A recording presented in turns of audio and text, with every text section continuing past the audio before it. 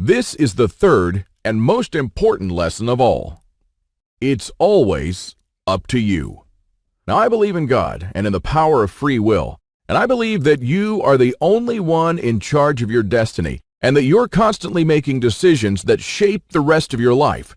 Now, it's true we all had different starts, depending on our families and upbringing, but for most of us here in the United States, we at least had decent beginnings. We had water and food, we could go shopping from time to time, and we had decent medical system compared to other countries.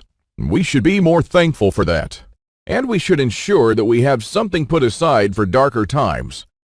If anything goes wrong with this country, don't blame the government or the president.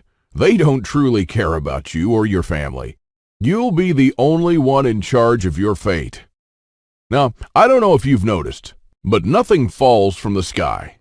God helps you, but He doesn't lay it on your table. You have to work hard and do things yourself. As long as you're aware of this, your destiny rests solely on you and your willpower. Now, you can truly change things, and you can do a lot more than you think you can. With this idea in mind, 5 years ago, I wanted to do something that hadn't been done before.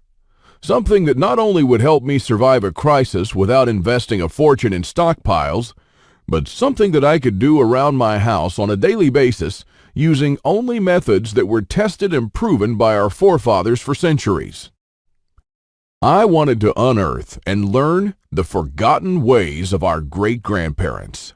I went to my grandfather to find out how he survived and to learn the little secrets that helped him stay alive in spite of almost everyone else dying. Now, he was almost 90 years old, but the old man was still in good shape. For 3 weeks on end, I absorbed his lessons like a dry sponge. And on top of that, we built a lot of things together, including a root cellar and a storm shelter, just like the folks did when he was young. We made lard and ham, and we smoked 4 turkeys and preserved them for winter in 4 different traditional ways, and a lot more. And when I was a child, I was raised by my grandparents, but I hadn't spent much quality time with them until then. In fact, there were months when we barely even spoke, not because we couldn't stand each other, but only because I was always too busy working or taking care of my kids. A lame excuse and a thing that I deeply regretted later on in life. Well, my grandfather passed on a couple of years ago, and with him, a magnificent amount of survival knowledge.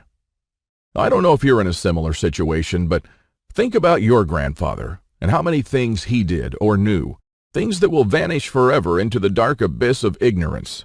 And because I deeply believed in lesson number 3, that I was the only one who could change something, my goal for the last couple of years changed from not just learning, but saving our forefathers' ways. This is one of the most important things I've done in my life, and I'm proud of it, but it took me 5 difficult years.